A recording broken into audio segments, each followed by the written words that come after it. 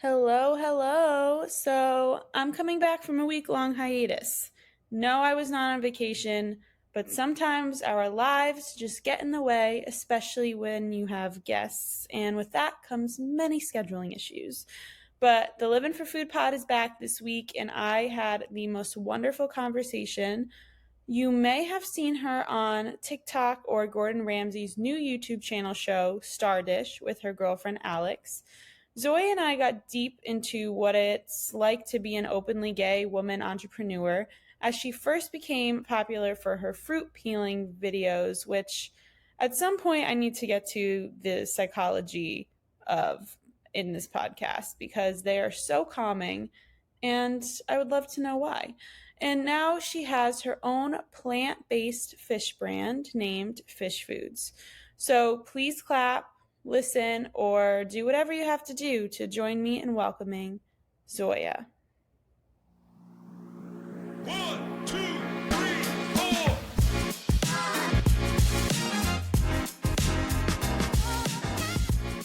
Thank you so much for taking time out of your day to come on. I know you're very busy, so I appreciate Of it. course. And welcome to the Living for Food pod. Thanks for having me. Of course, of course. So, a little backstory Zoya and I met at dinner a few months back when I kind of first moved to LA, and I actually interviewed her partner, Alex, who used to make videos for like BuzzFeed Tasty and stuff. So, I recognized you both pretty quickly Small at world. the dinner. Very small world. Yeah, very, very always. But were you creating content before you met Alex, or were you creating food videos like or after? No, I wasn't doing too much content before Alex. I was cooking for years before Alex, but never really making content. So at her suggestion and insistence, started posting a bit, and then slowly some Okay. stuff took off. So I was like, okay, maybe I'm not opposed. I didn't really intend to like get super hardcore into content creation. It's still like a part time thing for me, but I think I was able to kind of customize it my way and kind of lead with a lot of stories. And then I started getting this outpour of a lot of queer Middle Eastern people. A lot of them are younger than me who haven't had a lot of Mm. representation. So a ton of those, letters and DMs started pouring in. And I was like, okay, maybe it's worth spending some time on. Aw, are there any messages that stood out to you, or anyone that's reached out to you that continually like reaches out to you that you remember? I mean, there's been a lot, like dozens of people who have written me long messages saying that they found the courage to come out to their family because of my videos, because of seeing someone that kind of looked like them living a very happy life with their partner and their family.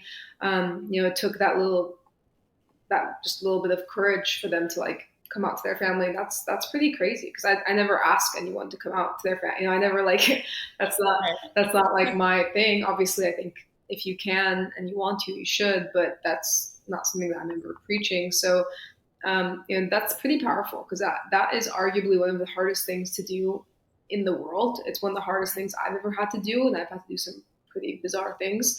So yeah, those are pretty impactful. And some people, I mean, on the other end, which is kind of sad, a lot of people also reach out saying, "Hey, I can't come out to my family, and I don't know if I ever will, but I just want you to know that I'm deeply closeted, like nobody knows, but I like watching your content because it just makes me happy to like live through someone." So that's sweet, but also very heartbreaking. It's tough.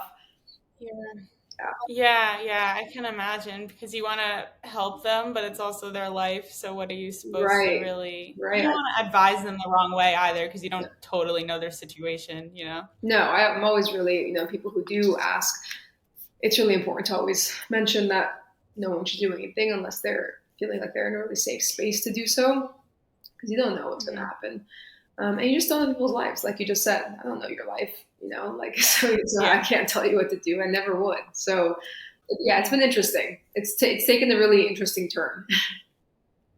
Yeah, I'm sure. Well, knowing that you're just like a comfort to people is probably just enough for your career anyways. Like if I was that kind of idol to someone, I would that would just be like enough for me, honestly. It is. It really is. I didn't intend on getting into content creation like this, but it's been so important, and it makes me feel really nice to know that people care and people really look forward to things. And I think that in the beginning, when I kind of first went viral, I was like, this is just like the silliest thing of just like cutting fruit. But it wasn't the cutting fruit; it was the stories about my life and coming out and my immigrant family and a lot of things that a lot of people can relate to. Like, you don't have to be a gay Middle Eastern person to relate to me. There's a lot of other Right. things that kind of make sense, and just like general millennial anxiety, I guess. So there's a lot, and obviously another big part of it that is my driving force is that I have a food product. So being in the Mhm. food influencer space is obviously hugely advantageous. So that also fuels my fire a bit, and building a platform of people who really care about what I'm doing is really important, because we're getting ready to launch a retail product pretty soon, and now there's this built-in great fan base of really cool people who want to buy the product, and now I can actually reach out to. That's amazing. Yeah, I feel the millennial anxiety to my core. Yeah, So it's all the time. I understand. It's always going Yeah, on. But I will say, like, fruit peeling videos and fruit cutting videos just have some sort of hold over me where they're so yeah. calming. I've gotten so much of that. It's so funny. I get it, because I started doing it because it's been a part of my life. Like, my parents, my grandparents, whoever I was hanging out with at the time, in Persian culture and a lot of cultures, parents and grandparents, they peel you fruit. Like, it's a very normal thing. We eat a lot of Mhm. fruit, and it's just like something that you do. And you don't realize as a kid how important, how meaningful it is to have someone do something for you, like peel something for you or cook something for you. Like, those are such important things. They're just such a baseline way of showing someone that you care. Fruits are full of antioxidants and vitamins. So, insisting that, here, have this orange, like, let me peel it for you, like, eat this, it's good for you. That's just like a really, really raw form of love. So I think that, I mean, I guess I don't think I'm drawing from a lot of the comments that I've received. People say it reminds them of like one of their parents or grandparents who used to peel the fruit that way. And I mean, who doesn't like fruit? I don't trust people who don't like fruit. So Yeah. Yeah, no, me either. But that's so interesting because I never really thought of the intersectionality between cultures and like my parents cutting me fruit. yeah, Like it is such like a form of I don't know if form of love is the exact yeah, right word, but like it kind of yeah, yeah, is, you know? yeah. It is. That's so It's interesting. someone doing something for you is a form of love, right? Like, that's attention, that's love. Yeah. So if it's something as small as peeling an apple, then so be it. It's cool. Yeah, totally Yeah. agree. So I was reading your interview with Insider, and you mentioned this a little bit earlier that you're first generation Persian or Iranian American. That's correct, right? I want to make sure Yeah, you those are can use them interchangeable. interchangeably. No matter which version you Okay. use, someone on the internet will tell you that you're using the wrong version.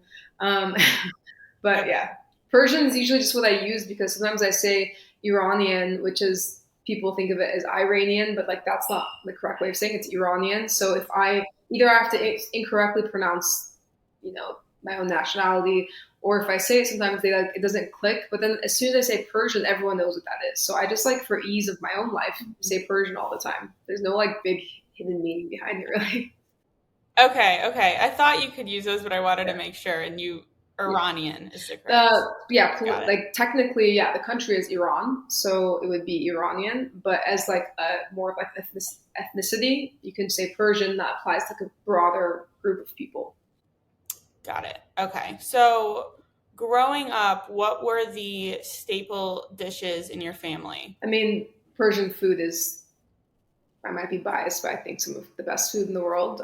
My very non-Persian girlfriend agrees with me. So it's a lot of kebabs, a lot of rice, a lot of stews, and really herb forward, really fruit and veggie forward, a lot of saffron, a lot of premium cuts of meat, so like lamb and filet mignon. Filet mignon. I said mignon because we always joke, and we have like a dog voice for my dog, in which we always say that he wants filet mignon. So now that's become my thing. So I need to not do that. But like also filet and like really premium cuts, very meat heavy culture. So it's a little bit funny because I don't really eat too much meat. It's very very little. So there's a lot of things that I kind of miss out on, or I do sub versions with like chicken, but that's become like probably the biggest staple. Okay, I know. When I was younger, I would always add a G to onion, Onion? and I would say like I would go like Okay. onion, and I've caught myself doing that like when I'm with a chef or something. I'm like, oh my god, that's so It's so embarrassing. funny. No, I mean, I talk in my dog's voice, I guess, more than my own at this point. I don't even say words normally.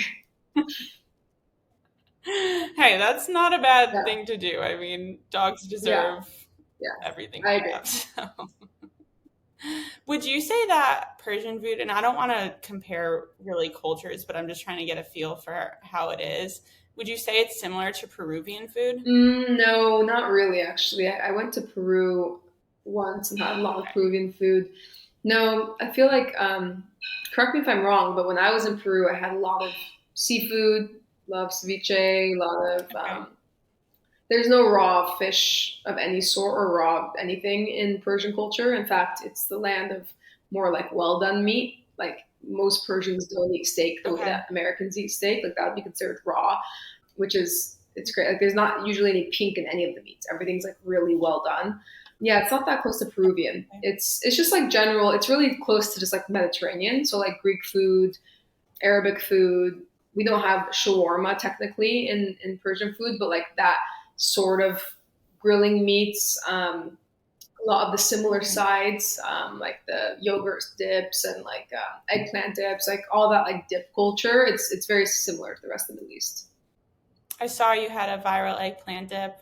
I was looking at that Yeah, one. It looks so that good. people love that one. It's honestly really good. You should try it. Okay, I'm gonna try it. It's a good one. Yeah, I'm Italian, so my dad makes like eggplant parm kind of thing. Like that's our dish, Mhm. but I'm definitely open to an eggplant dip. I need to Yeah, get into this is that one. very different. This is very like Mediterranean tasting, like more like Middle Eastern tasting rather than like an eggplant parm, which I love an eggplant parm. But yeah, it's like totally different. You can eat it with chips or like just put it in like pita bread or like add it to anything. It's really good. Okay. I was actually recently, this will make sense when I explain the rest of the story. I was recently at the nail salon and I was talking to one of the workers there, and he's actually Mongolian. Mhm. So he said there's like one, I have to get the name of it, but he said there's one Mongolian restaurant in LA that I should try that's like actually authentic Mongolian food. But he was explaining the kind of meat situation as well, where it's all very well done. So I'm Mhm. curious to kind of immerse myself in that culture a little bit because that's a Yeah, little different. yeah. I don't know a whole lot about Mongolian food actually. I'd love to explore that. I mean, I've had it, I'm sure, like a few different times, but like I Yeah. don't know where to go for the best Mongolian food. It's Okay. tough. Like you eat everything, right? Yeah. Like all sorts of meats. Yeah, yeah. It's tough when you don't eat certain things. Like for example, like it would be very lost on me to go to like a Brazilian steakhouse. So like because I don't eat red meat and like Hmm. a lot of like seafood, I like miss out on a lot of stuff. But Hmm. it's more just a bummer because like it's like the staples in that cuisine, and sometimes the vegetarian version is just not the exact same, and that's coming from someone that works in like the plant-based field. But like sometimes there's just such traditional things that it's tough to replicate. So you just Right. gotta take a L on some of that. Yeah. Do you classify yourself as completely vegan or no? No. No, no, I eat chicken, Okay. but chicken and turkey are probably the only real meat that I eat. Hmm. I don't eat red meat. I haven't had it for like 14, 15 years. I don't really eat much seafood. I don't eat raw seafood. Hence why I started a plant-based raw fish company to kind of Hmm. solve my own point because I was trying to have there be an option for people who are like me when it comes to like really fancy sushi restaurants or just like general Asian fare that uses raw fish because I felt like avocado rolls weren't really cutting it. So I wanted there to be Yeah. something that was, yeah. Yeah. Avocado rolls are very good, but when you consistently eat them, they're extremely plain.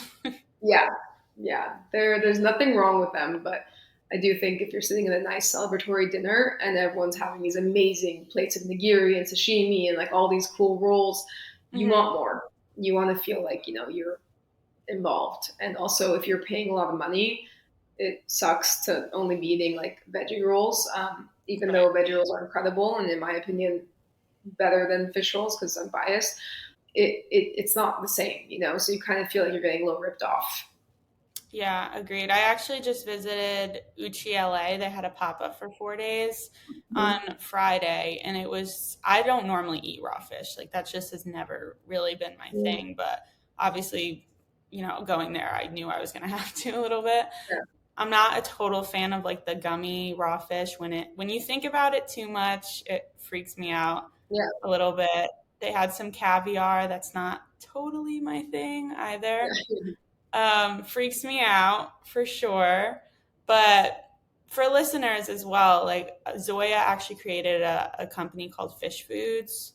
So it's basically a plant based raw fish product that's healthier, more sustainable, and feel free to jump in if I'm explaining it. Absolutely. I mean, I guess healthy is subjective depending on what you're looking for, but it's for sure free of mercury or any toxic chemicals or any other pollutants. It's a completely plant based raw fish. So it's made from root vegetables, sea algae, and a bit of fermentation magic. And then we pull all of the actual flavor and colors from real vegetables and spices. We have a yellowtail, we have tuna, and we have a smoked salmon. So the idea is to be able to hit a few different categories, not just the obvious of sushi. We have yellowtail for ceviche. We have a spicy ground tuna, which can kind of go across the board. So we're trying to do some like Latin fare, smoked salmon. We're trying to get some bagel shops to replace lox. And then, of course, sushi is a big one, but we're looking at like some poke shops as well. So it's kind of a cool category that we're in. We're trying to be kind of everywhere. Yeah, I was going to ask you, is this more you're trying to get restaurants to incorporate it in theirs and give an offering, or is this more of you want it to be in store shelves, or both? Both. Our launch was with food service providers, so restaurants and just ready-made services. Our very first launch partner was this time last year. We launched in Erewhon, and it was in their ready sushi section, and it was a great partnership. I do want a certain type of offering, so it's nice to be able to have different things, different places. So like that was sushi, and that was great, but I also really want to do like bagels and vegan lox. The idea of starting with restaurants was just to make sure that people were able to eat it the right way and like have it prepared the way it should be, rather than like, here, Olivia, here's just like this block of plant-based fish, figure out what to do with it. Right. It's tough because it's not even like a cooked fish or like a breaded fish. It's a raw fish, right? So you don't cook Hmm. it. It's meant to be in as like a raw fish form. Okay.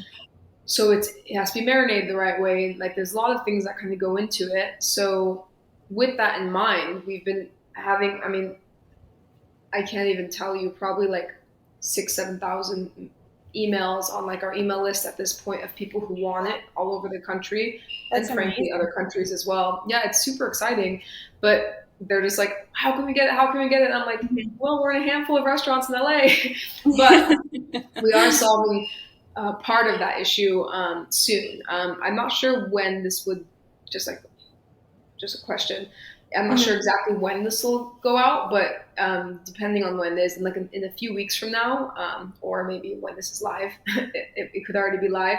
We're Mhm. launching with an online grocer called Feed app, Okay. and they are so cool. They carry a ton of independent food brands, super trendy brands, and it's like an online grocer, and they service the entire West Coast. So the six most western states, top to bottom, Wow. they service the major cities in all those states.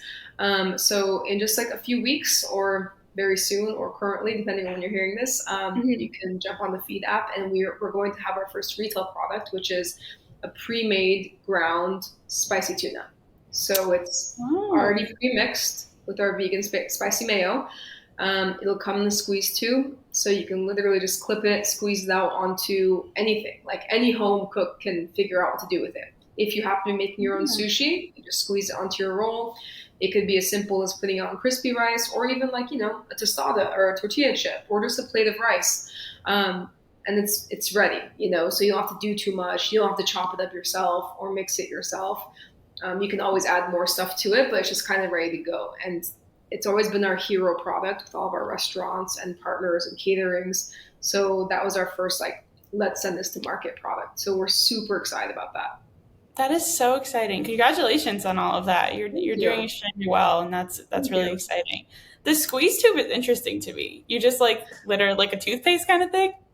Yeah, it's not, it doesn't look like that. It's more just like a standard, like, like plastic Okay. freezer safe bag, but you just kind of Oh, clip the bottom. I was trying to figure out something that was really environmentally friendly. I didn't want to have like extra tubes on the bottom because one theory was kind of like something like a bigger toothpaste or almost like the sour cream where you kind of squeeze it out. But they have yeah. huge like bulkhead plastic pieces that don't even get recycled. So it's like it kind of sucks to like be trying to push the environmental factor and then contribute to the waste.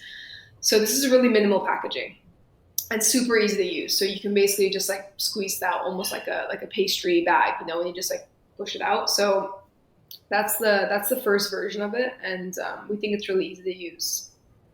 Okay. Yeah, I appreciate the environmental factor of Yeah, it, especially as someone who gets 5 million PR packages that yeah. often go to waste. Unfortunately, if you're a PR rep hearing this, sometimes it goes to waste, but there's also just a lot of packaging that goes with like one product.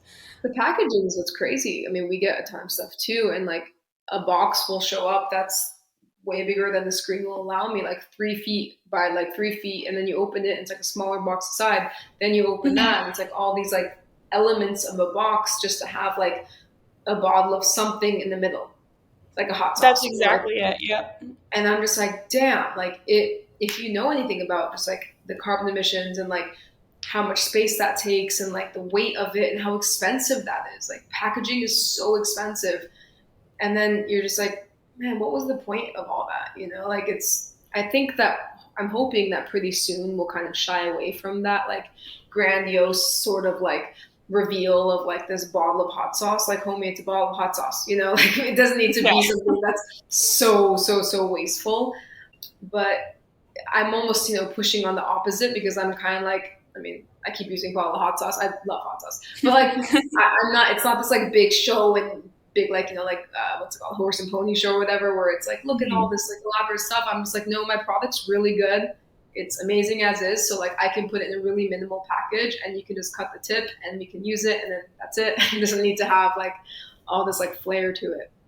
No, yeah, it makes me so mad when it's like one alcohol bottle. But I Yeah. actually got a hot sauce package. I should have given it to you at the time because literally it was like 10 different hot sauces in one thing. And I gave it to my friend's dad because he's like a hot sauce fiend. And I'm like, I just Yeah. never eat it. Yeah, we get too much stuff. Yeah, it's getting sent stuff is wild, and like our trash cans are always constantly full of just like boxes, always boxes.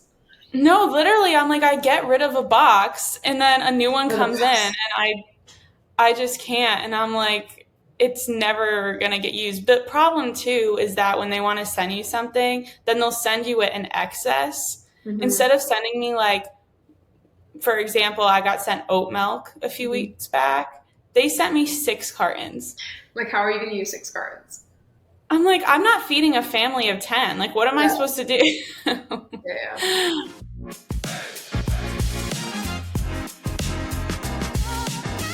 But anyway, so we'll go back to your plant-based company here. So, was there a lot of trial and error with this? Because I know you did it with celebrity personal chef Paul Barbosa Jr. I was looking at, but what challenges did you come across when you were creating this? there was a lot of trial and error. There was almost 2 entire years of R&D before we came out with what we currently are using everywhere. Hmm. The trial and error was namely because we were trying to use clean ingredients as much as possible. We didn't want to use soy. We didn't want to use filler ingredients. We didn't want to use all the like quick cheat codes that a lot of plant-based foods use because I think first of all, I think that's gross. Second of all, a lot of plant-based foods are under fire right now because you look at the ingredients list and it's like an encyclopedia, right? So Yeah. it's hard because I want to shy away from that. At the same time, it's hard to get consistent product when you're not using food coloring. Like I'm not using food Yeah. coloring, so like I'm using actual organic beetroot for like my tuna color. So like that takes so long to try to get like the right shade instead of just going and like using a chemical with Hmm. flavor. You know, when it was artificial flavor, so it's so hard to like work with like the fermentation process to get like just the right amount of what we consider to be the perfect like ooh, it's kind of like reminiscent of like seafood, but without being like, here's this weird artificial fishy taste. Like that's the opposite of what I would ever want. You know, when I did used to eat raw fish, if it was fishy, I would get sick. You know what I mean? Like, and Me too. yeah, but a couple of plant-based seafood brands, I feel like really tried to make it fake fishy, and because I've tried a lot of them at this point, and I found that just so confusing because I don't know why you want your fake plant-based, your like your fake version of fish to smell like rotten fish. Yeah. So we use sea algae, so like there's some remnants of like a seafood product, but just really clean. You know, like on the flip side, a really nice, fresh, clean piece of real fish doesn't have that fishy taste. So we were replicating that. It was never like the opposite. Something that's really important is also that we're not scientists. This wasn't made in the lab. This was made in the kitchen. So both of us have food backgrounds. His is more in a more professional setting, but I've also been involved in food for a few years now, and we were always creating it as people who are in the kitchen. So we know what a food product should taste like. We know what a food product should feel like, should handle like, should cut like. I developed it with the chef. So it was important that he gave me the okay that said, this cuts just like I was slicing, real quality yellowtail. And that's so important so that I can take it to, a random restaurant and say, here you go.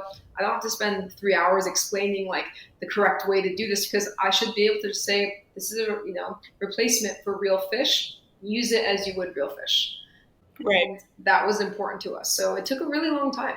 I'm sure that if we had used some of the more simpler methods of doing it, we could have probably come to market a full year sooner. But it's so important to me that it's a clean product, it's a good product, and I think that that's starting to show as we're continuing to grow in popularity and people are trying it and they're saying, "Holy shit, this is really good. This is really different." Like I tried a vegan fish one time, there was nothing like this, and that's really important.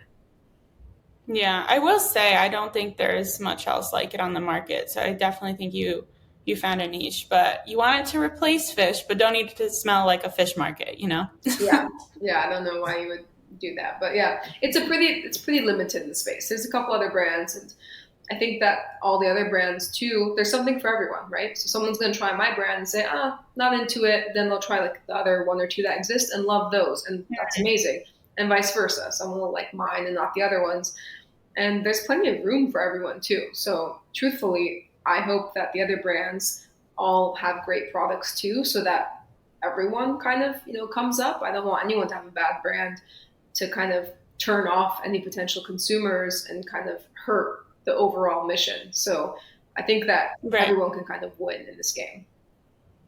Right. And I thought it was interesting too that you were a director of business development for a pretty long time, like 8 years or so. Did that experience aid your process in creating your own product? Yeah, because I was part of the founding team at a company called Listen, and it was a headphone company. And it was a little different than the regular headphone company because we had a big social component. We donated our proceeds to buy hearing aids for kids who need them around the world. So I spent most of my 20s actually traveling to like every remote part of the world you can think of and physically fit a lot of kids with hearing aids, all while actually growing this company. And we grew it to a pretty big size. We were like the onboard headphone for all of Delta Airlines. We did huge Oh, wow. partnerships with like everyone you can think of. It was really cool looking headphones. So even though this was during the time of like Beats by Dre kind of being the main thing in the market.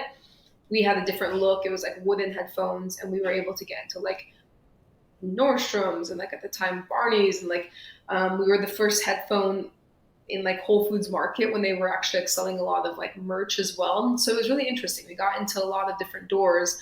But the reason why that's important is because my background has just been in things that make the world just like slightly better. Like, and that doesn't always mean food, you know, having someone be basically disregarded by their entire community because they are hearing impaired, not even deaf, but they're hearing impaired. You know, I saw it so many times in different countries. Then you like provide them with something if they want to have, you know, a hearing aid. You provide them with a hearing aid that they wouldn't be able to otherwise afford. And suddenly this little 8-year-old can hear for the first time, and he's like right into his community again. You know, he gets to actually be involved.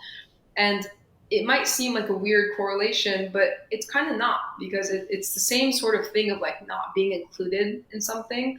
So it's not a matter of like, oh, vegans versus non-vegans. I have probably about 1,000 messages from people around the world who can't eat raw fish because of autoimmune disorders or an allergy that they developed, or a lot of pregnant consumers. It's there's people. Pregnancy consumers. Yeah, there's a lot of people. That's a really big market. Yeah, and guess who has the strongest cravings in the world? Is pregnant. Yeah. Wait, genius. That just clicked in my brain. That's crazy. Yeah, there's so many viral videos of like these women who've just given birth, and while like they're in the hospital bed, and like they have like a huge sushi platter, like I've waited 9 months for this. Yeah. And, yeah, it's fun because like we'll get tagged in those sometimes from people being like, you can have something pretty similar, like try fish foods. But I get that, because the people who are reaching out, they are people who have been enjoying poke, ceviche, sushi for their whole lives, and suddenly because of an allergy or because of a surgery that they have that prohibits them from ever having raw fish again, because raw fish actually can be very dangerous and can actually hurt them and potentially kill them if they're missing certain if they don't have something to filter it, for example. The excitement that I get from them is unmatched. You know, they're just like, thank you so much. We cannot wait till we can try it. You don't understand how much I've missed it. I know it's not exactly the same, but it's so nice to have something kind of similar. And that means a lot. You know, you get people kind of back in this, the feeling of like something is there for you. We do a lot of events where like big, like food festival type things. And sometimes there's always like these crazy lines for our stuff.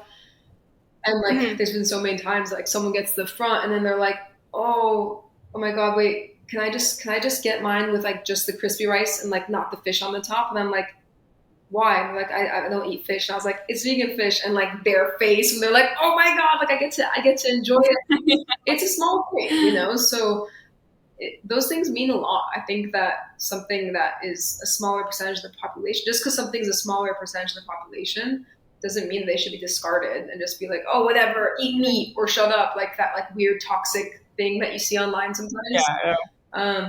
So I'm just trying to offer an option. That's all.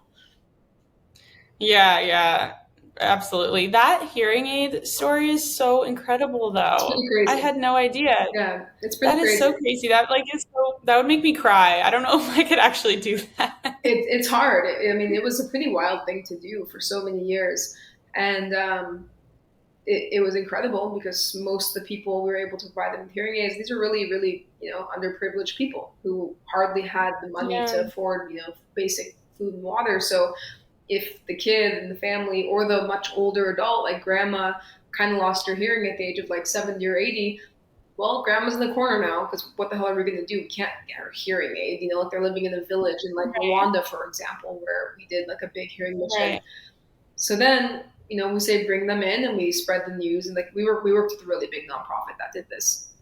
And and they had these like big things set up, and people would travel sometimes for like a full day to get to the city that we were doing this. And then it's all free of charge, and like they would get fit, and suddenly like a grandma would hear for the first time in like 20 years. Like she had never heard her grandkids speak. You know, it's so incredible. So that just, you know, helps you understand that the world is a lot bigger than we think. It's smaller, but also bigger. Like there's more to it than we think. And it's so easy to just like think about yourself and think about just like how things are with your perspective. But there's a lot of people out there who need a lot of different things.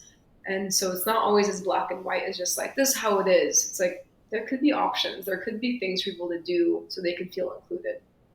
Yeah, yeah. And I mean, you're doing that, right? Whether it's with your business or your previous experience, or now you even being a woman entrepreneur who's actually openly queer and whatever it is. So, is there something actually that you'd like other female entrepreneurs to know as they attempt to follow a similar path, but maybe are afraid to take that leap?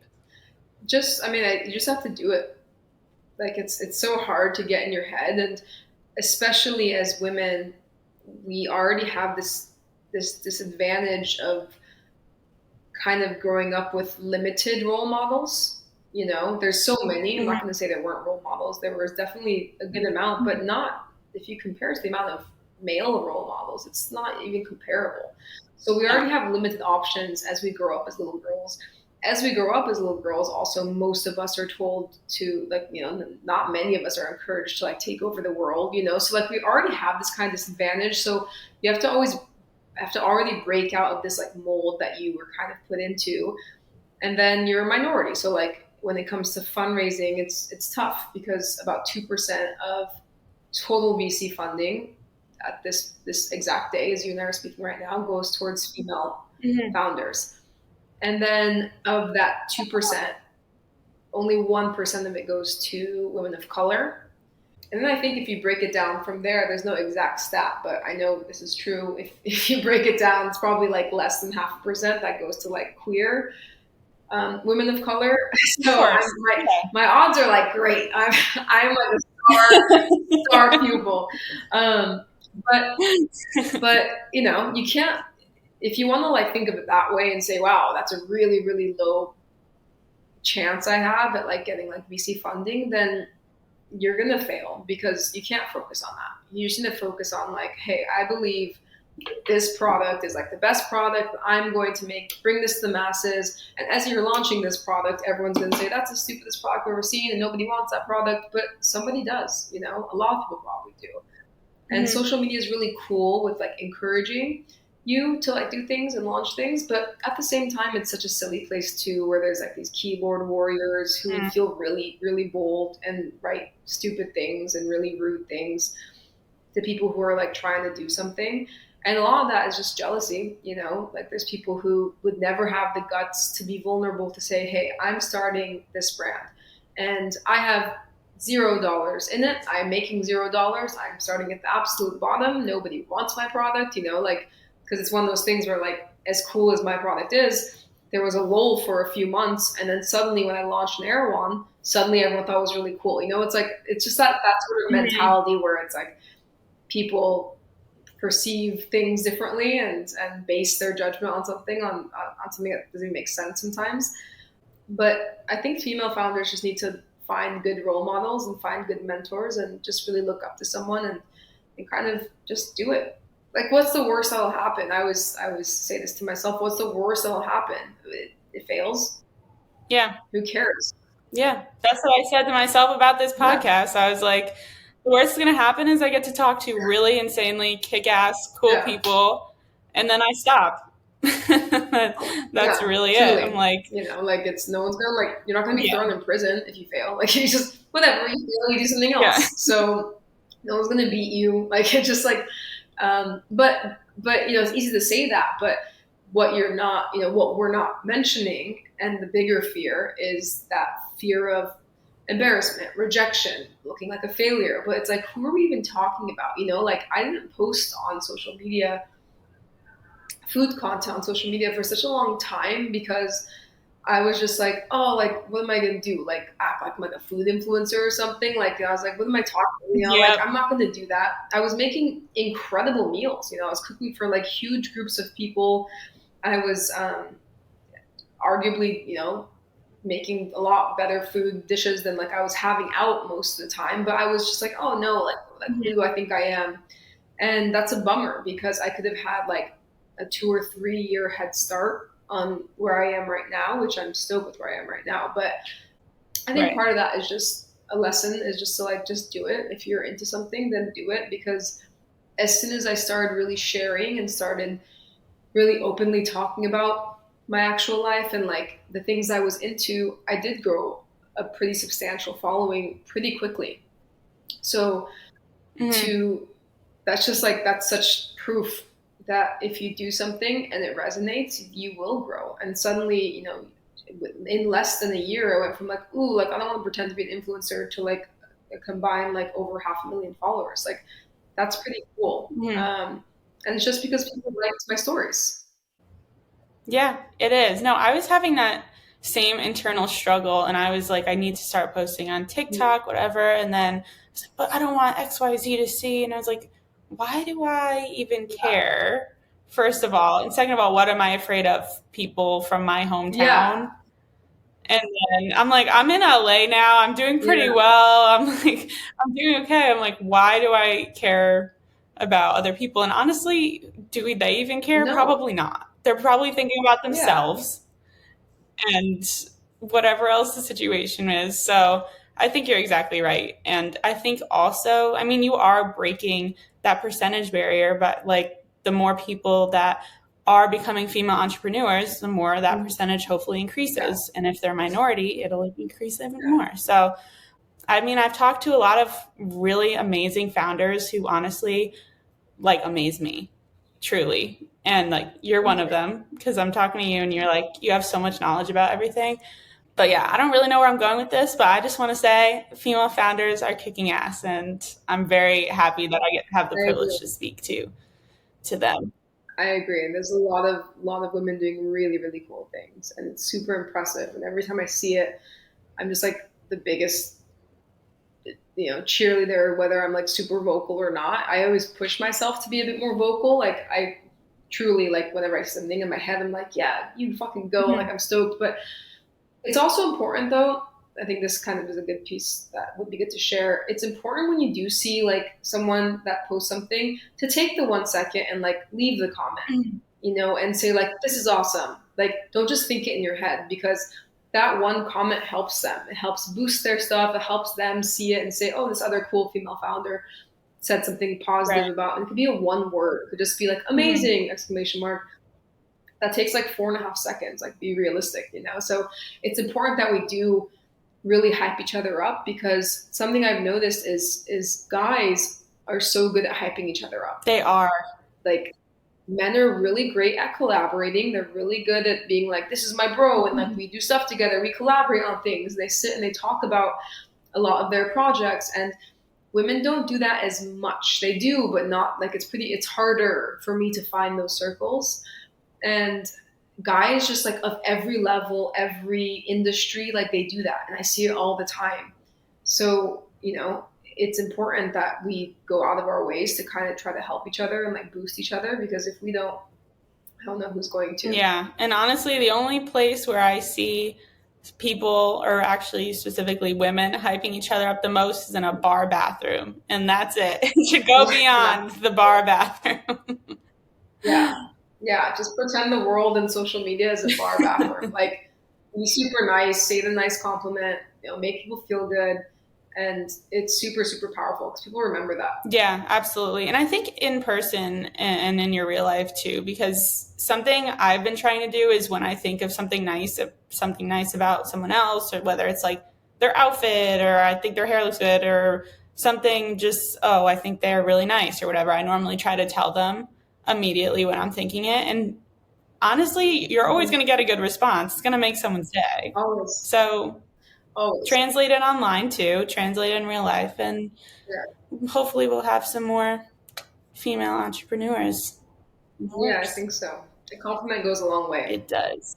It's kind of like a superpower. I do that too. Like at the most random place, like the person that's checking you out at a grocery store, like at the register, or like a bank teller, like just like, and be sincere. Like you don't have to like make up something Right, random, right. but even if like nothing like really strikes you, something as simple as like, I like your Yeah. hairstyle, or like I like that jacket, like whatever it is. Especially, and a lot of times older people too.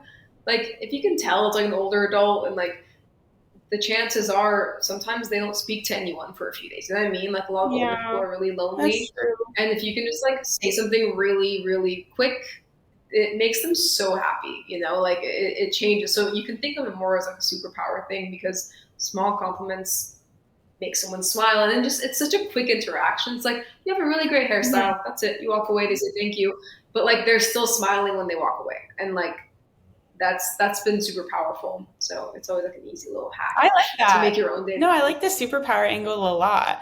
I'm one of those people that if I see an older person at a restaurant, I will immediately cry. Even if they're perfectly content, they could be having the best day alone of their life, and I will still Yeah. just be like crying. But honestly, though, Trader Joe's employees are very good at hyping you Hmm. up. Hmm. They Yeah, I don't think that's accidental. are. Mhm. It's not just a coincidental group of people who are complimentary. I think that I'm presuming there's something in the guidebook about like encouraging that behavior, because it's important and it makes you kind of feel good. Like you almost can guarantee that if you go to a Trader Joe's, someone will probably say something to you. At the very least, the person at the register is going to be really chatty and Mhm. nice, and like sometimes that's a huge reason to even go somewhere. Like you're going to just like be treated well. Right. That sounds really basic, and like I don't know why that's like such a No, I mean, novel it's not a concept. standard for a lot of people to treat other people well. You would think it's Yeah, common sense, but it's not always. So, yeah, and as women, you're always dealing with that. So, yeah. Used to. yeah, for sure.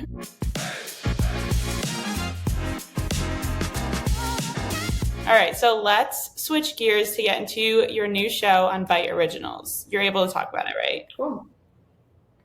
Yes. Okay, just making sure. So, Yeah. for those at home, it's a food based digital channel in which Gordon Ramsay basically hand selected social media personalities, so yourself and Alex, to host a new show called Star Dish. How did that process work? How did you feel when you found out you and Alex were hosting this and then Ramsay himself like chose you? That's a big deal. Yeah, it was really exciting. We felt very, very lucky. We felt very special.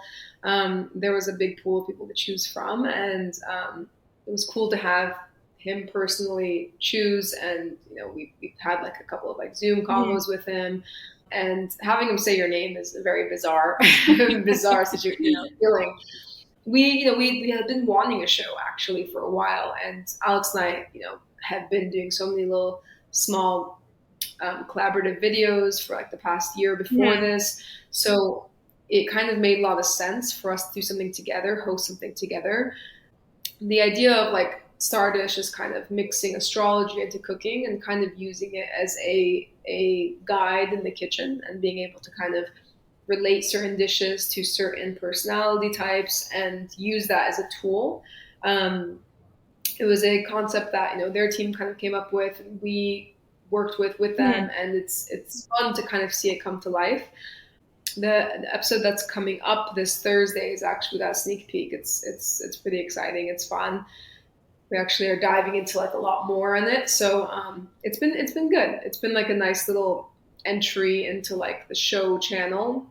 The other shows on Byte are also really cool too. You check those out. Mhm. But it's been lovely. It made us feel very special. The whole set was really cool. It was like a pretty big team that worked on it, and we have some future stuff coming up too. So we're pretty excited. Yeah, that's so exciting. I was watching it this morning actually. What was the process of the series like? How long did it take? Like how long was this in the works? It's quick. So the series is just 4 Oh, episodes, okay. and we just like typical studio style, like knock them out within a couple of Mhm. days. But we were actually always ahead of schedule because Alex and I both cook, we both make content, Right, so right. like we whatever we had scheduled, we would always be like 2 hours early because like it doesn't take us long. We don't like, especially, I mean, Alex is really a pro, but we can get through the lines really quick. When it comes to cooking, we know what we're doing, so it's like very fast. So it's really enjoyable, and it felt really really easy to shoot everything. Tell Gordon that. Maybe he'll put you on Hell's Kitchen. I know, I know. Yeah, we'd love to do more stuff, like bigger things as well. It just comes down to what's working and what isn't working, and I guess a big part of it too. That's something I think is so cool is he kind of went out of his way to push for some good representation as well, and I think that's awesome. I know. I like that a lot. I was looking at his selections. He really, really picked some great people. I don't want to say ones because you're all people. But what would you say was the most exciting part of this project? I mean, it mixes astrology and food, and you get to do it with Alex. Yeah, I honestly, I think working with my girlfriend was probably the coolest part because it didn't feel like work. We were able to breeze through things, and there's no like script or anything, you know, like we know what we're generally doing, but Right. some parts of the show, some episodes are like have surprise elements or like mystery boxes of things. So like we don't always know what's going on, like in terms of that, but without a script, it's just us, you know, it's just us riffing off each other. And from, you know, what I gather from people on all of our other videos, people just like watching us interact because we are such opposites in a certain way and in a way that I guess just works.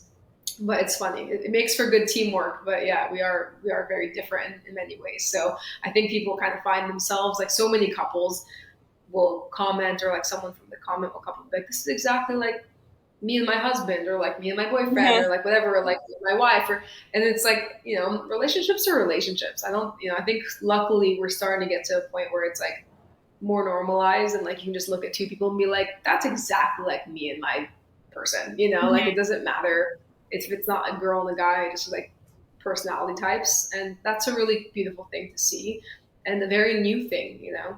It wasn't like this like a decade ago, so we feel really lucky. Right. I was just watching it today, and there was like one joke you made that made me laugh. I think Alex was like, "Oh, tell me what's wrong with me," and you're like, "I can't." Yeah, she asked the astrologer to ask, you know, she's like, tell me what's wrong with me. I was like, I could just tell you. You don't need an astrologer here. Like, to waste everyone's time. I can list it out for you. Actually, I keep a list, so just let me tell you. Babe. I'll just get my notes app up, you know, scroll right through. If she's watching this, I'm just kidding, Alex. There's nothing wrong with you. Tell her to listen, honestly. So I have to ask, what's your star sign? I'm an Aries. Okay. I'm very, very Aries. What's your sign? It's Virgo. Oh, cool. So do you have a birthday coming up? Actually, on Thursday. Oh my God. Congrats. Happy birthday. Thank you. I honestly forgot it was coming up because I never I'm just not one of those people that looks at the date all the time because I just have so much going on that I just never know what the day is. So honestly, my mom had to remind me that my birthday was coming up. She's like, what are you doing for your birthday? I'm like, oh my God, I don't know. No. But now I know. How old are you? I'm going to be 24. Nice. So, I mean, that's such a fun age. You're going to go do something crazy. While you have the energy, go do something crazy. No. Go have some fun. Well. Yeah, Virgos are a cool sign. They are. I know. A lot of people, this is what I was told last week. A lot of people like Virgo women, but not Virgo men. But don't hate on me for that. I don't know if that's true or if something that I've experienced because I'm not really too into star signs. I don't know. Well, you should watch one of the upcoming episodes of Stardish because there's going to be some stuff on some Virgos. So specifically. So I would say tune in. Okay. Hear that, everyone. Tune in if you're a Virgo because this will go up next week. So it'll still be Virgo season, I think. Yeah, well, I think so, right? Yeah. I think. I'm right on the cusp. I'm pretty sure. Okay. So, I don't know. Maybe I'll correct that in the description. Yeah.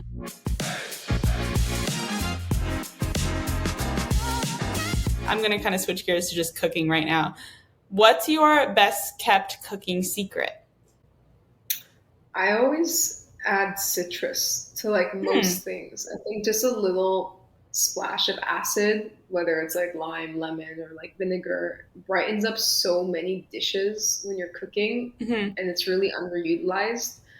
Certain things that are too sweet or too heavy, acid cuts through that and just brightens so many dishes. Any type of meat, any type of stew, soup, you name it. Even sometimes breakfast foods. Obviously, I'm not referring to a cake or something, but unless you're making a lemon cake, but. Yeah, citrus is a really easy way to brighten anything up. I did make an olive oil citrus pound cake. Yeah, so that would be a good thing to add in. Yeah, but I will say it was a lot of freaking work. Like I was basically, what is that called? Like when you have oranges and then you turn them and get the juice out, juicing them. Juicing them, yeah. That was stupid. Sorry.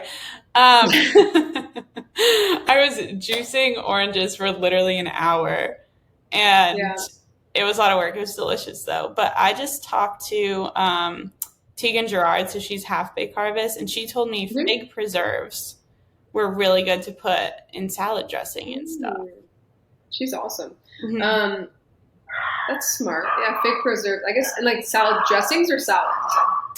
Yeah, like both. You could do either. It kind of can brighten up the dressing, and then Yeah. you can also kind of just put it on your salad, whatever you prefer. But Yeah, nice. It's a good little hack. I'll try to use that too.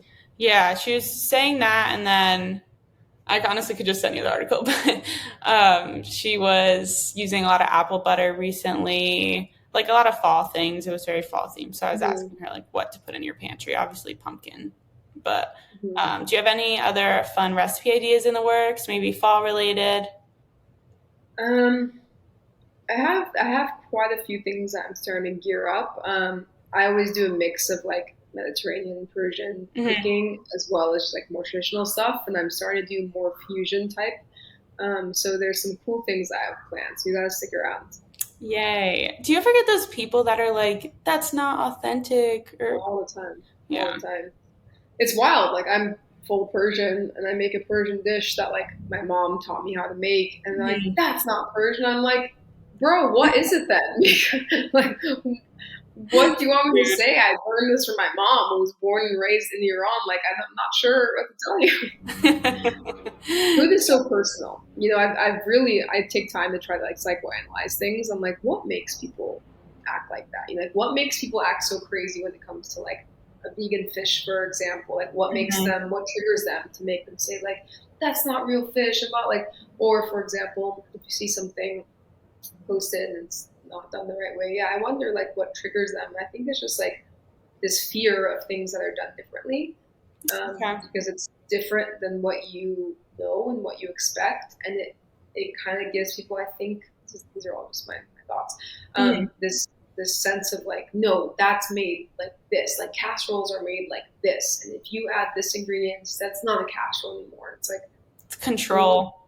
yeah, you know, it's just this weird control thing, and that translates to a lot of stuff. That translates all the way through to like people who have different orientations. You know, like there's people who so desperately don't want things to change from what they know, and that sucks for them because that's how the world works. Things always change. And I know, as someone who even like makes food content, I'm not going to say that I never see something online. I'm like, that's not how that's made, but you know, that's just, you can have that thought in your head, like think whatever you want. I think to go on someone's page and say that is kind of weird, because it's just like, what's your point? Like someone's trying to just like make some food content. It's not like a big deal. No, literally. I've said this before in this podcast too. People do that with my articles all the time. It's like they literally go one step further to find my author page. Then they go one step further to find my Instagram. And then they go another step just to message me telling me I'm wrong. Yeah, it's this weird obsession too. Yeah, I But mean, it goes back to the jealousy thing that you were talking about before. yeah, Some people just can't get out of their own way, and you just kind of have to let it roll off your back, because if you consume it too much, it's going to consume you, you know? it comes along with the territory, you know, whatever. It does. You weird comments or whatever. If anything, I don't know if they realize their comments just drive up engagement and make the video perform better. So go ahead and write whatever stupid thing you want to write. It's fine. Exactly. You're just making me more money. Just keep doing it. Yeah, yeah, go for it, and then get in a fight in the comments. Go for it about whatever it is you say. Enjoy. I hope it makes you feel better. Like I don't really engage, but every now and then, like if I'm in like a funny mood, I'll just like if someone just writes something like particularly dumb, I'll just say, I hope it made you feel better to write that stupid comment, you know, or like, Fill it with kindness. yeah, it's just a funny thing, or like it's like really funny F you. Every now and then I'll respond to like a particularly it's really rare that I get them, but every now and then you'll get something that's like kind of homophobic. And sometimes I'll address those because only truth, I don't really care about these people, but sometimes I worry that if the comment is left there, someone who's much more vulnerable than me could on my page who is in the same position could see something like that and then really take Yeah. it to heart and really, it can push them back quite a bit. So sometimes I'll respond to those just so that maybe if that person is reading that, they see that I responded and basically said, no, Mhm. you're wrong. I don't agree with what you're saying. Right. Well, that makes sense because, I mean, if you're getting those messages and people are looking up to you, especially, if they're coming out or whatever the situation is, and then they see a comment that could take them a step back, Yeah, and that's not on you to deal with that. That's on the person that commented on it. yeah, But sometimes you have to say something. It's even like, it's hard for me to like pull back a little bit, but sometimes you have to just see what's worth it. yeah, And that's yeah. pretty much it. Usually you're just too busy doing other important, really cool things to argue with a troll. But every now Just and be like, then, I'm pretty sure I'm cooler than you, so. mm. yeah, the numbers don't lie. I think that I'm more successful than you, but hey, that's fine. And then People they'll come back with like, success doesn't matter, and then they'll just come back. They're always gonna have a comeback for yeah, whatever. success doesn't matter. Being loved doesn't matter. What? Okay. Okay, maybe for you, but Yeah, I think it should. Maybe that's why the way that you are the way you are. Maybe love should matter for you. I think something needs to argue. there you go. Just right back. Maybe you need some love then, Yeah, I think we need a little bit of love. with a little bitmoji. Yeah.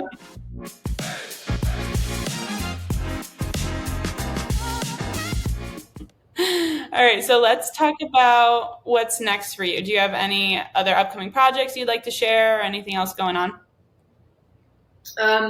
Things that I can share are basically just, expanding fish foods. Really excited for our retail launch. If this is, yeah, well, by the time this comes out, we'll still be like a week or two away from it. So if anyone's interested in being one of the first to try it, just follow along and it'll go up for pre-sale. It will likely sell out immediately from the projections actually that we already have, but hopefully people order quickly and try it for themselves. It's something that I'm really proud of, and then got some other really fun content in the works. So just gotta stay tuned. Yay. Yay. And you should be proud. It's a big accomplishment and it's really cool to see everything you've been able to do. And I'm excited to see it prosper even more. Thank you. It'll really be awesome. Of Thank course. you. You should be really proud of yourself too. It's really fun for me to hear about like your new guests and see your new guests. Like you're doing Thank great. you. You're interviewing really, really cool people, and it's important. Your work's important, and you just have to keep going. Sometimes it takes like a second, but you just have to keep going, and then like you've already hit some like really big names, and that's just gonna grow. Like you're doing great. So I'm stoked for you Thank too. you. Thank you. That means a lot. Honestly, it's a lot when you try to start something yourself and then you're constantly working and you just are like, is this worth It's a it? lot of work. Yeah, It's it a is. lot of It work. is. And I always laugh that like, starting anything up is like this insane job where you work all these hours and make Mhm. next to zero money, and you're just like, what is what is going That on? is an exact conversation I just had yesterday. But you're building something, so it's different. Mhm. Like I have two careers essentially right now, where one is content creation, one is my startup. And it's Right. very funny because I spend very little time on content creation, but I have a ton of brand deals where I'm making a lot of money. And Mhm. the reason I'm doing that is because I'm using that money to fund, the startup. So Right. this one, if with very little time, content creation makes so much money that I can even pay for my life and fund my startup. But the startup is just so much time and it just like makes very little money. But that's just how it goes because you're building something. So you can't even think of it that way. All you have to think of like is like this huge mountain that you're building and you're just like putting in the hours right now. So you can't even see the progress yet. It'll take some time. Yeah. No, I needed that. I was having a week last week. It happens. Yeah, it always does. All right, so normally I do a short little game where it's like a smash or pass kind of food trends deal, Yeah. but I just have two questions for you, food trend related. What is the most overrated food trend in your opinion? Underrated food trend. Take your time. It's a hard question. There's so many. I don't really like boards. Like, like for a bit, like they're like doing like those boards, like the Mm-hmm. hummus boards and like even like butter boards and things. Like, I don't really like stuff like that because it just like sits out for a long time and different people touch it and like Mm-hmm. I don't really love that trend. I don't like things that like sit out. It's also wasteful. People always want to throw away most of it. So like it's a Mm-hmm. trend just to be a trend, just like be like, look at this thing I made, but then you wind up throwing away a lot of it. You can't really conserve it because it's like all out on the board. Um, Right. so I don't really like that. I don't like things that are wasteful. What else is like Yeah. That's actually funny that you said that because I just pitched a story that charcuterie boards are dying and there's so many different foods that are being made into boards. I just saw like a caramel apple board and whatever. I was like, no one's gonna, it's very cool. I won't say it doesn't look delicious because it does, but no one's gonna eat all of that. And then yeah, you end up throwing half of it out anyways. It doesn't make yeah. sense. I So, don't get it. Yeah, no, I've never ever in my life been somewhere where the whole board is eaten at the end. So like, but mhm. it's been picked at, so you don't really want to save it. It's like this weird thing. It's just for like the picture, really, and just to have people say, "Ooh, wow!" And of course, a Mhm. lot of food is that, and like there's nothing wrong with that. And I'm not gonna say I've never made something like that, but yeah, it's just things that are wasteful. What are like some other trends right now? I'm blanking, of course, now that you asked that, even though like I know. I know. I was trying to, I only think of like the OG examples, like pasta chips. That was like 3 years ago. That was so long ago.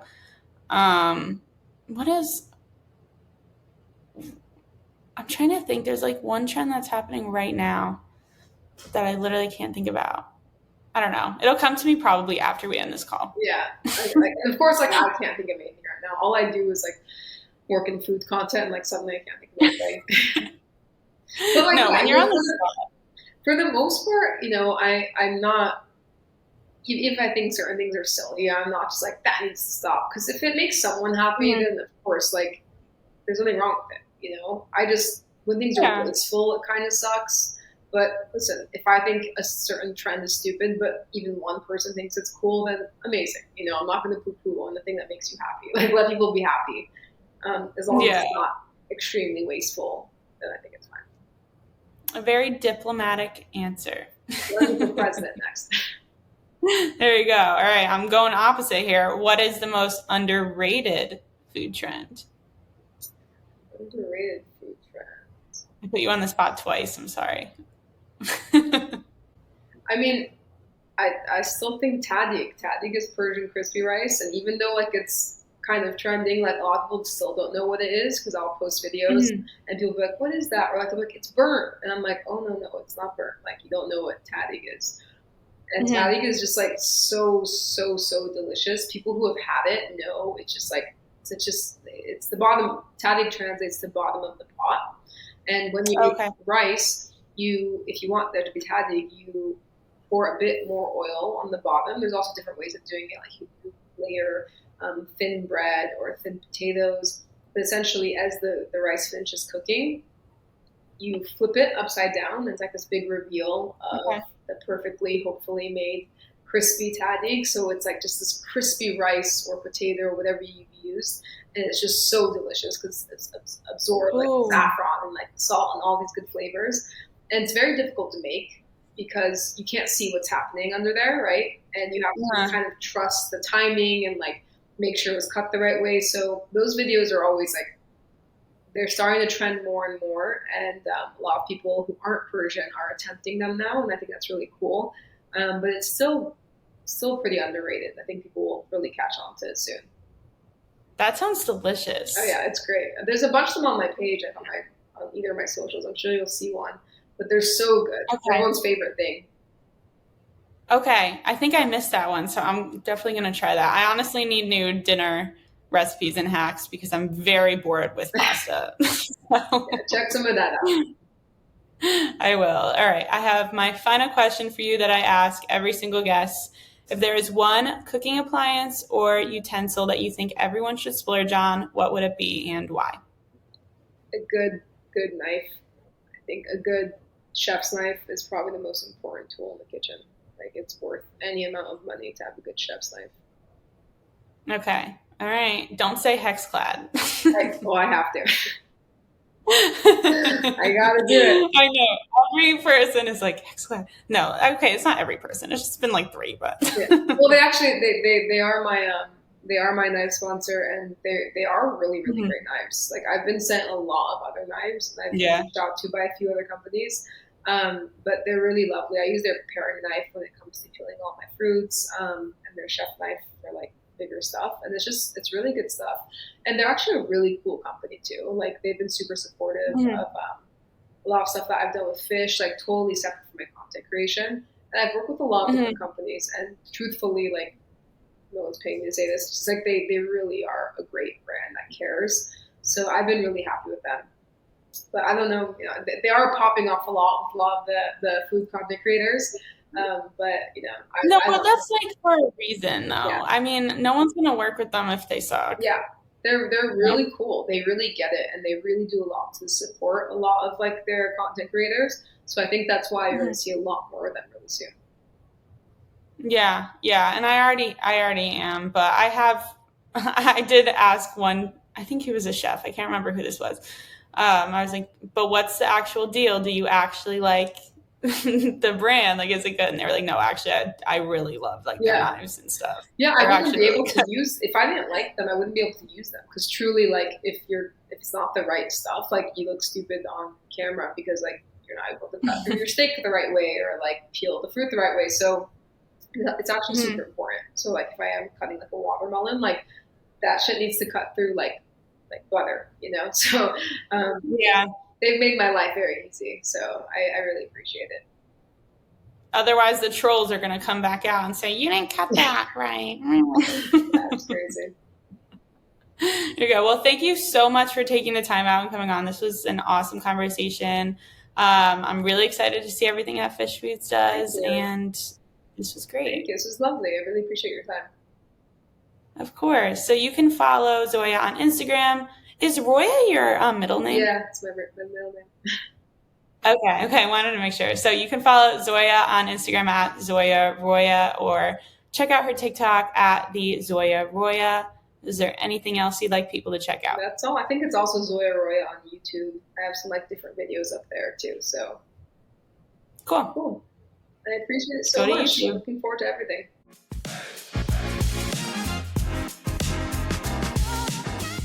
Hey fellow foodies, thanks for listening. Don't forget to leave me a review. And while you're at it, make sure to follow me at livvinforfoodpod on Instagram or TikTok, or email me at livvinforfoodpod@gmail.com. Let me know what you're cooking up this week, which guests you would like to see on the podcast, or tell me your opinions on the latest viral food trend. Until next time,